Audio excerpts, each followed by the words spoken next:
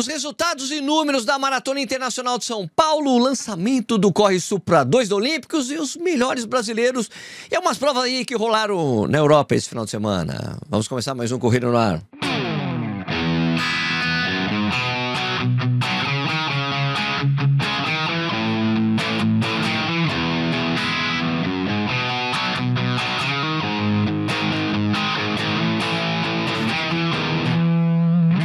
News.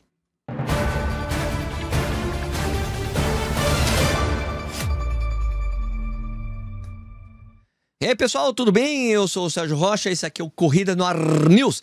E hoje é terça-feira, dia 8 de abril de 2025. Esse aqui é um programa feito para deixar você bem informado ou bem informada com as notícias mais importantes do universo da corrida. E é publicado de segunda a segunda, bem cedinho no YouTube, Instagram, TikTok, também em podcast. Você decide como é que você quer acompanhar. A gente também tem um canal no WhatsApp, no Instagram, que a gente posta diariamente os links do programa, no caso você tenha perdido.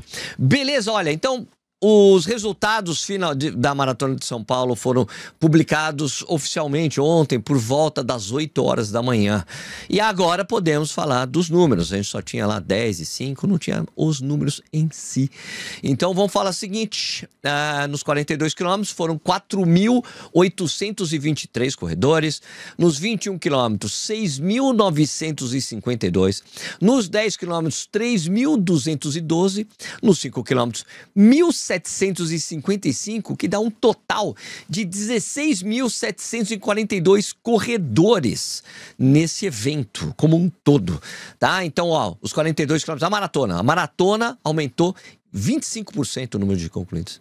Os 21 quilômetros, 24%. Olha só esse crescimento que legal.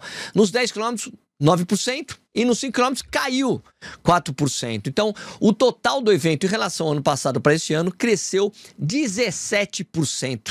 Ok? Um número legal, né? E é importante falar que esse número aí, que a Maratona de São Paulo alcançou nos 42 quilômetros, os 4.823 corredores, daria a ela a segunda colocação de maior prova do Brasil, maior maratona do Brasil, se ela tivesse esse número em 2024. Ela só ficaria atrás da Maratona Internacional do Rio. Mas é claro que a Maratona do Rio vai crescer mais ainda. A Maratona de Porto Alegre vai voltar a ter números grandes, né? Porque ano passado teve uma exceção, né? Teve as enchentes. A prova foi disputada em setembro com menos gente, mais dificuldade de voos. E também a São Paulo City Marathon, que também vai crescer, né? E também ela é a dona da segunda maior meia maratona do Brasil. Então, vamos ver o número como um todo de todos, né? Beleza, né? Só lembrando assim, ó, Rio de Janeiro no ano passado 9.328 concluintes e a São Paulo City teve 4.600. Então, Maratona de São Paulo com 4.800, mas a São Paulo City deve crescer como cresce todos os anos, tá? Eu tinha falado ontem que o que eu tinha achado da Maratona de São Paulo, e teve muitos comentários de reclamação em relação ao guarda-volumes, de muito tempo esperando para pegar as coisas no guarda-volumes, na iluminação também, na área de convívio ali, antes da largada, porque estava muito escuro, muito cedo, devia ter uma iluminação ali para iluminar, guarda-volume mal iluminados, banheiros químicos escuros, porque não tinha iluminação também. Não sei como resolver essa coisa do banheiro químico, mas, né? Outra coisa que reclamaram foi de isotônico, que tinha um desperdício muito grande, porque eram garrafas, as pessoas não tomavam, não conseguiam abrir o lac, deixavam para lá. Muito desperdício, é complicado mesmo, né? Vamos lá agora falar eu não tinha falado dos resultados da meia maratona, eu tinha falado da maratona, porque na maratona, a maratona é homologada internacionalmente, os resultados dos 20 primeiros tem que ir dos 50 primeiros tem que ir para a World Athletics. Então são resultados que são fornecidos pela organização. Os outros resultados das provas que são chamadas de provas participativas, como 21, 10 e 5, aliás, me falaram que essas 3 outras provas não têm permit. Deveria ter, eu ainda vou investigar isso direitinho. Mas essas provas, o resultado só apareceu hoje de manhã. Então não é que não forneceram o resultado antes pra gente, tá? Então eu vou abrir uma janela aqui que vocês não vão conseguir ver. Aqui. Então aqui, ó, não sei se estão vendo aí uma janela aí, né? Masculino, feminino e tal. E agora a gente tem aqui, ó, no masculino, então venceu o Alexandre Ribeiro Pastorello, né, fez 1:10:52. Miguel Moroni Neto, o Miguel Moroni, segundo colocado na meia com 1:11:37. O Zé dos Santos, terceiro colocado com 1:19:19. E Marcos Antônio Possebon fez 1:19:21, né, desculpa. E o Thiago Anderson Henrique de Oliveira foi o quinto colocado ali com 1:19:31.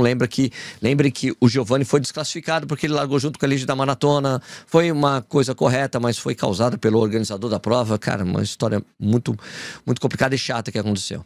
Vamos pegar agora no feminino aqui, na meia maratona. Lembrando aqui o mesmo caso da Jéssica Ladeira, que também foi desclassificada, assim como o Giovanni, porque eu contei a história ontem. A organização mandou eles largarem junto com a Elite, que tinha uma largada que eles tinham 3 minutos de diferença pro restante da galera que não estava na maratona. Não tinha Elite a meia. Colocaram eles na Elite, tiveram essa vantagem, foram corretamente desclassificados, mas eles foram induzidos a ir fazer isso daí por causa do organizador da prova que os colocou lá de forma errada. Tá bom? Vamos lá, então. A primeira colocada foi a Laura Manuela Espinosa Morales, que fez 1:20:44. Jennifer do Nascimento foi a segunda colocada com 1:21:20. A Najara Cristina Lousada, minha amiga, um beijo, querida, que fez 1:28:31. E a Larissa Lazzarini Furlan fez 1:31:04, foi a quinta colocada na minha maratona. Tá falado os resultados, não podia ter falado ontem, hoje está falado. Não vou falar os números dos 5 e 10 não, tá bom? Porque aí vai acabar o tempo aqui para eu poder falar com vocês.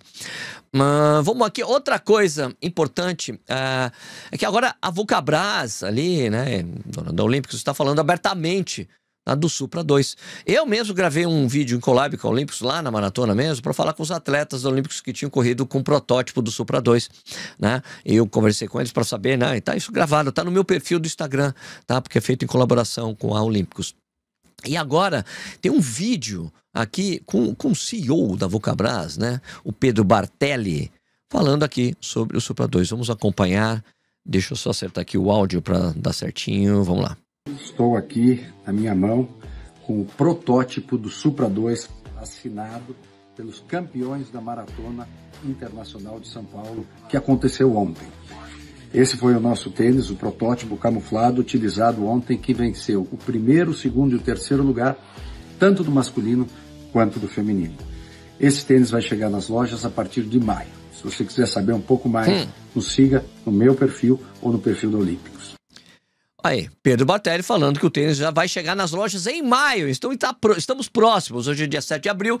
Em maio, vamos ver quando vai chegar aqui pra gente poder testar, fazer review, falar pra vocês. E agora vocês souberam do próprio CEO que o tênis vai ser lançado em maio. Muito bom, muito bom. Obrigado, Pedro! Valeu, mano!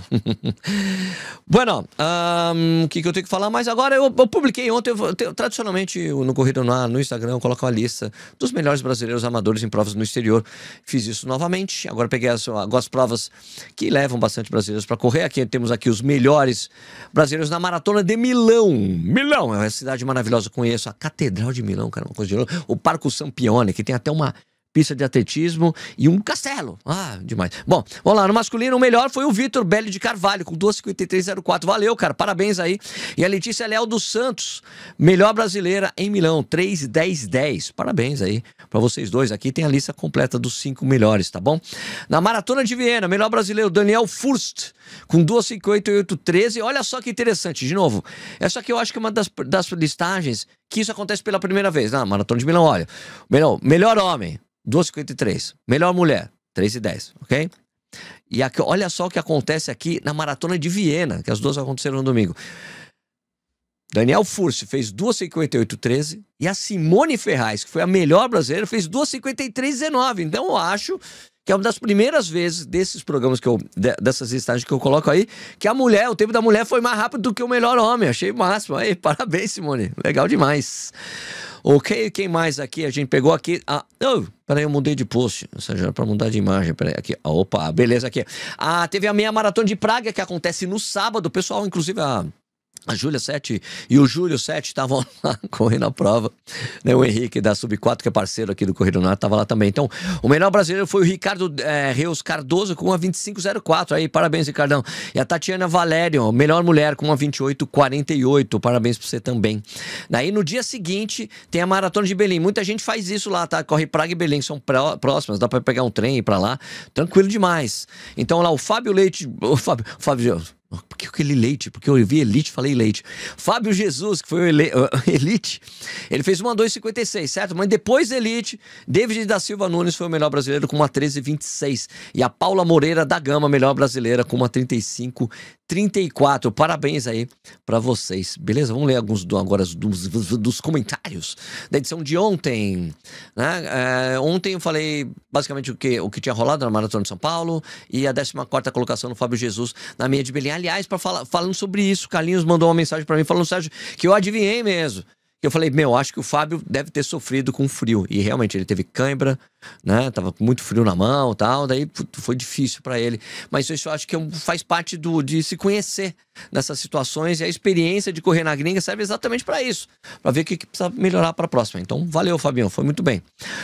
Everton Araújo falou aqui no YouTube, né? Fiquei surpreso por eles adiantarem a entrega dos kits do sábado. Estava previsto pra começar às 8, porém, por volta das 7h30 já tinham liberado. A ESCOM faz isso sempre. Sempre. Souza Neto, a maratona não teve ponto de controle nos retornos, apenas no quilômetro 30. E é verdade, então muita gente corta caminho. Mas quem não passa no 30, ó, no posto de único ponto de controle é desclassificado. Mas é claro que deveria ter mais, pelo menos um a cada 5 quilômetros. Eu vi diversos atletas cortando caminho pelos canteiros, é verdade. Foi a minha primeira vez aqui em São Paulo. Achei um absurdo isso acontecer em uma prova tão importante. Um abraço, corre Paulinho aí, cara. É isso aí mesmo. Ok, fiz os comentários, fiz os 42 km, o Gustavo Andoni, foi tudo bem com a hidratação, só não gostei de ver tantas garrafas de isotônico praticamente cheias, jogadas no chão, olha o que eu falei, né? Poderia ter uma forma de distribuir em copinhos, já que não dá para beber 500 ml de isotônico durante a corrida, concordo em gênero no número egal. Opa, tinha um comentário de um membro do canal aqui. Olá, Sérgio. Participei da maratona dos 21. Larguei na onda 3. A impressão que eu tenho é que a ESCOM teve uma preguiça enorme de organizar essa prova. Cheguei às 5 da manhã na área de largada, não tinha uma placa informando onde estavam os guarda-volumes, as entradas das baias, nada, comunicação zero, e os staff não sabiam informar direito. Isso é uma coisa que precisa ser bem trabalhada no Brasil mesmo. O staff tem que saber onde está tudo. Você pega, fica ali, logo ali, alguém falando, eu te ajudo aqui, né? Sem falar da escuridão, falei da escuridão aqui. E lama, também falei. Ao longo da prova podiam colocar um aviso de chegada no posto de hidratação. Tinha. Eu corri os 21 e tinha. Sempre antes tinha lá, água, posto de hidratação. Tinha tempo. Ao terminar, meu tempo foi 12h15, fiquei 40 minutos para retirar as coisas. Guarda-volume, também falei que tava uma zona. Realmente, Ibrahim, foda, né? Os caras precisam melhorar nisso aí. Agora alguns comentários aqui do Instagram. Zilma Rodrigues, eu achei a prova excelente, nunca tive problema com a Maratona de São Paulo. Para mim é importante cumprir o que está no regulamento. Hidratação, ok, coca, foi um a mais. Isotônico, eu tomei meia garrafa e economizei o meu. Giovanni Tonello falou que ele não teve problema com tênis sujo porque ele correu descalço, tá certo. Norton e Andrade, eu não achei a hidratação adequada. Estava dando quase 4 km de espaço, era só no primeiro 4 e depois era de 3 em 3, tá? Eu achei interessante porque ele falou isso e outras pessoas falam, não, adorei, a hidratação estava perfeita. Gente, não dá para ler todos os comentários. Eu quero ler um aqui que é interessante. Fernando Alves, fala, Sérgio, fiquei triste hoje. Apesar da ESCOM não divulgar os resultados oficiais, você comentou sobre o resultado da maratona e da meia, mas esqueceu de falar da meia feminina, onde a Najara Lousada ficou em 4º lugar. Fica aqui o meu protesto, ok? Mas eu não sei se aqui foi um esquecimento mesmo, porque você incentiva a prática pelas mulheres. Isso não... Cara, os resultados não foram publicados, não tinha como falar o resultado da meia. O único resultado que a gente recebeu, que eu falei aqui no início do programa, foi o resultado da maratona. Da meia não foi divulgado só hoje. Só ontem, às 8 horas da manhã, isso foi publicado, o programa já tinha sido publicado. Eu não esqueci. Os resultados não estavam disponíveis. Se tivesse, teria falado. Como falei hoje, eu falei com a Najara. Falei, você vai falar o meu nome? Vou, mas não tinha os resultados, como é que eu ia fazer? Não consigo adivinhar as coisas, não.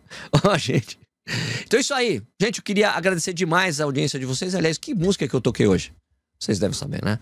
A audiência de vocês, de sempre, esse programa é feito de segunda a segunda, em todas as mídias sociais aí. E a gente se vê amanhã de novo. Tchau!